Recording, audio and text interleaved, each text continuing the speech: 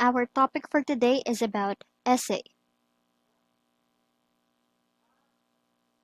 Essay from the French word essayer, which means to attempt or to try.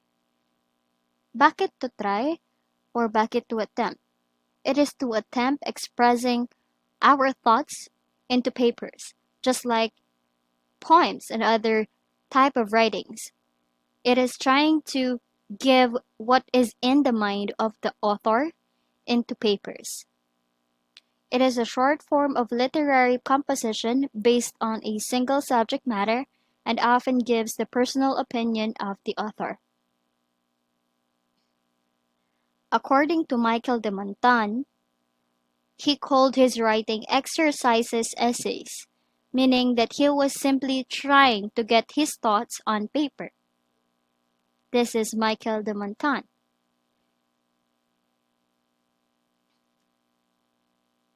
According to Aldous Huxley, a literary device for saying almost everything about almost anything. But his definition is of course limited, as we are going back to the first slide telling it is limited to only one topic or one idea.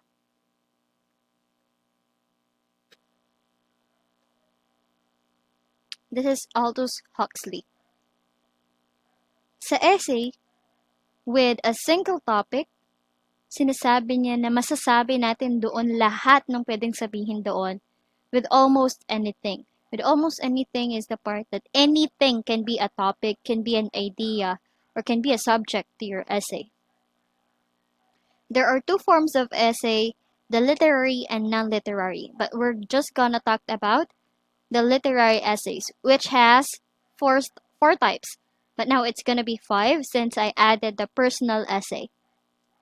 Expository essay, descriptive essay, narrative essay, persuasive essay, and then the personal. What is expository essay? Expository essay is when the writer gives explanation of an idea, theme, or issue to the audience by giving his personal opinions. This essay is presented through examples, definitions, comparisons, and contrasts. Expository, bottom word or key point, keyword will be explanations.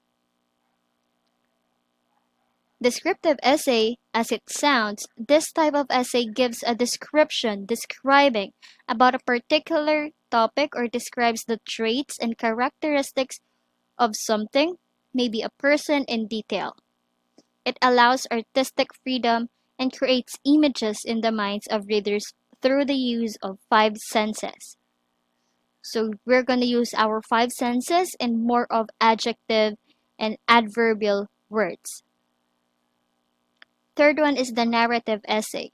Narrative essay is a nonfiction but describes a story with sensory descriptions. The writer not only tells a story but also makes a point by giving reasons. So here the keyword will be just narration or be telling stories. And then the persuasive essay is the type of essay wherein the writer tries to convince his readers to adopt his position or point of view on an issue. After he provides them solid reasoning in this connection, it requires a lot of research to claim and defend an idea. It is also called an argumentative essay. Sa persuasive essay, dito ka mangongolekta ng mga citations. Dito ka maghahanap ng more on facts, news, real informations, educational informations that will provide as an evidence to your claim so that you can defend your position and you can make your readers get into your company. Ma-convince mo sila. Mahikayat mo sila na panigan yung sinasabi mo or yung opinion mo. That is persuasive essay. In persuasive essay, the bottom word will be provides giving reasoning and defending an idea or to convince readers.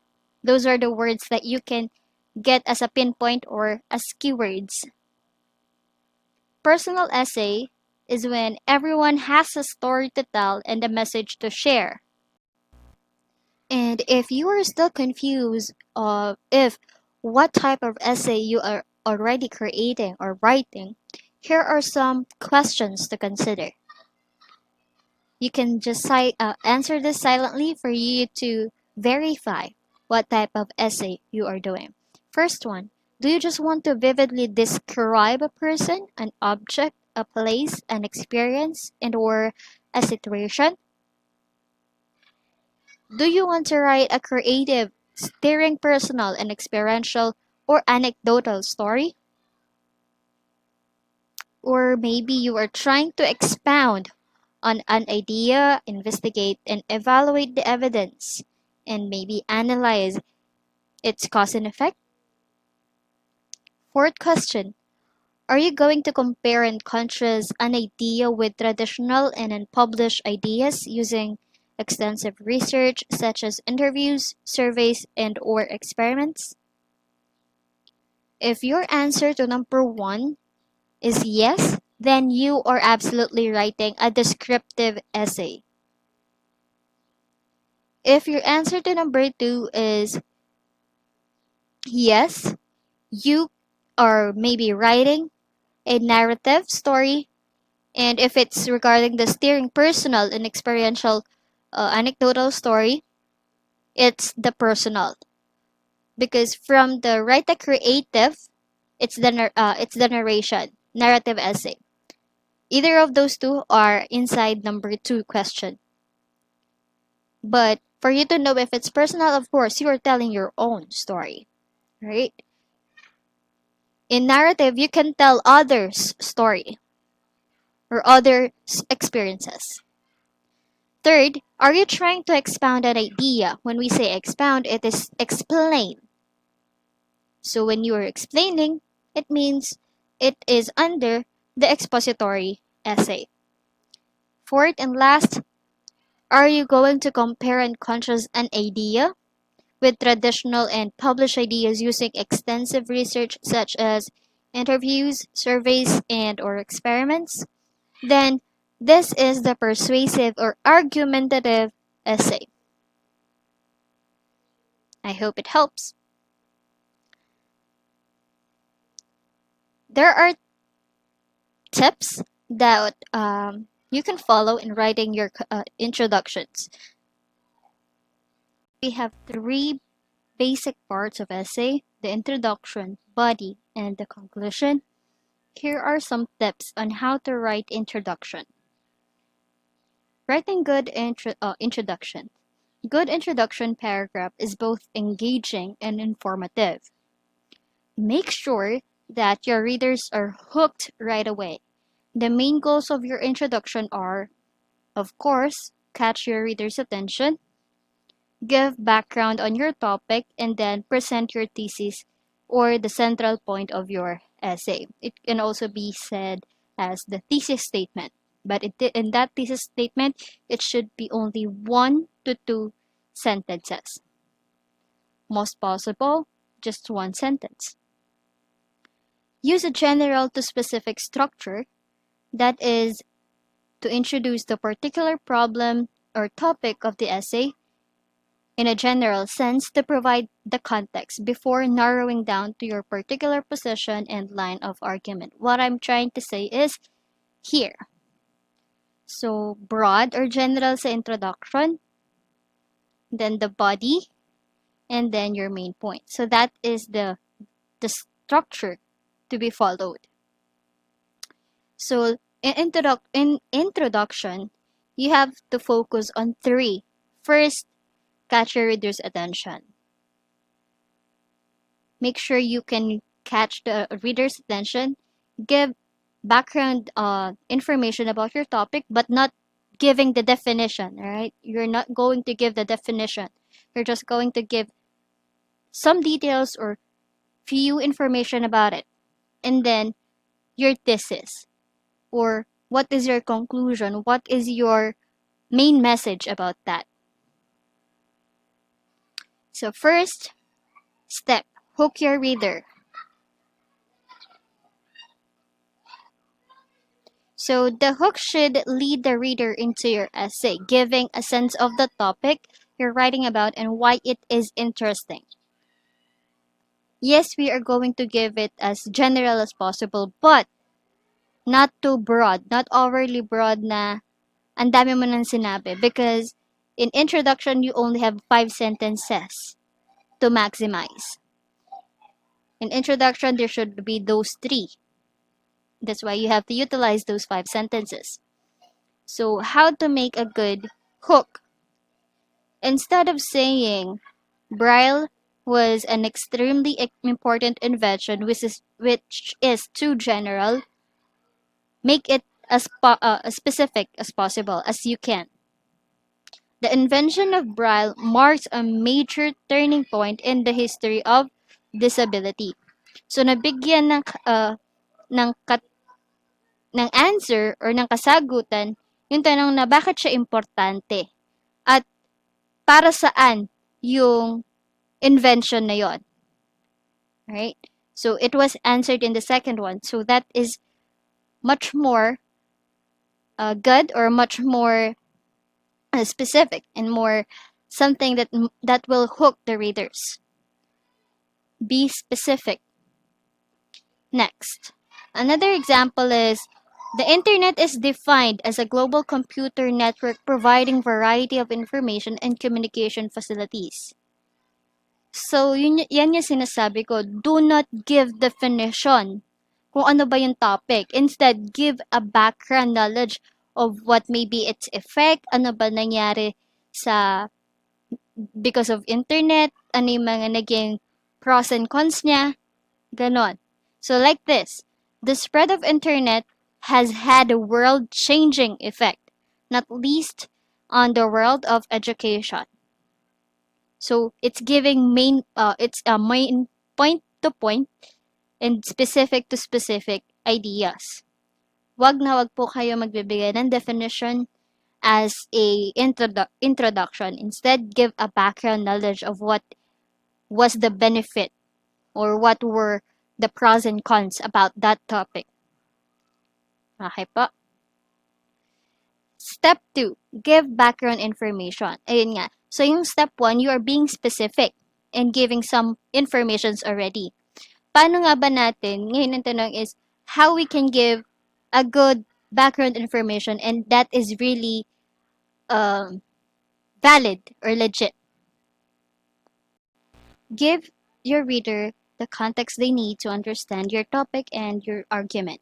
Depending on the subject, of course, you may include historical information, geographical information, or societal context regarding your idea, topic, or the subject of your essay. You can also outline the debate you're addressing or a summary of relevant theories or researches about the topic. You are not, when you give summary of relevant theories, you're not just gonna put it there. Instead, you're gonna sum it up. You yourself will summarize all those ideas for it to be in just 1 sentence or 2. Don't give too much detail. You can mention points that you will return to later. Yung ma-address mo sila, matatakel mo ulit sila later sa body ng message mo. So don't put so much detail into the introduction itself. Because magpapakilala ka pa lang. Pahapyaw pa lang yun. But make sure that that pahapyaw is already very good. Already hooked na yung readers mo. So again, if you're giving background information about your idea or about the subject or about the topic of your essay, you can give historical background, geographical, and social context. Yung social context, it is how the society deal with it, how is the perception of the society about it, right? Give background information. Step 3, present your thesis statement. As what I said a while ago, in thesis statement, it should only be in 1 or 2 sentences. Doon mo na ilalagay yung lahat ng kung ano yung gusto mong iparating. Ano ba yung side mo? Ano ba yung position mo? Ano ba yung talagang pinaglalaban mo? What is your point writing that essay? What is your main message about that topic? So, in those previous three or previous two, the thesis statement is the most important part of the introduction. Because dito malalaman ng mga readers mo kung ano ba yung pinaglalaban mo, ano ba yung gusto mo talagang sabihin. From there, it will start, from there, magi-start yung message mo. Doon ka magpapaliwanag sa message. Yung evidence and explanation will come through or will be put on the body of the message. Doon mo i-explain lahat kung bakit nasabi mo yun sa thesis statement mo. And then, step 4, of course, pagtapos na. Pagtapos na yung essay. Mind you guys, that this check and revise, as you can see on the screen, when you finish writing the essay and the conclusion, you should return to the introduction and check that it matches the content of the essay. So, meaning, pwede mong tapusin muna yung body and conclusion, tsaka mo umpisahan yung introduction. That can be possible, of course. But, most often sa atin, we really have to finish first the introduction kasi yun talaga yung magiging lead natin. But at some point, yung mga nahihirapan sa introduction, it's possible and it's allowed to make the introduction the last part. Or ibig sabihin ko, yun yung pinakahuli mong gagawin sa tatlong parte. But again, introduction should be put on the very first part of your essay. Siya yung pinakaulo ng iyong sulatin. Right? So that's why you have to check and revise. Bakit mo i-check and revise? For you to check kung nagtutugma ba yung mga pinagsasabi mo sa background information na nilagay mo sa introduction, nagko-connect ba yung nilagay mong thesis statement dun sa introduction mo, dun sa explanation mo sa body? So it should be match. It should be equal. It should be parallel to what you are trying to say on your introduction. Hindi yung kung saan na naligaw yung body mo at hindi mo na nasunod yung sinabi mo dun sa first part, which is your introduction. So those are the four steps on how to write essay. So that will be all for this week's discussion about essay and how to do or how to write introduction. Hope it helps. You have a good day. Keep safe.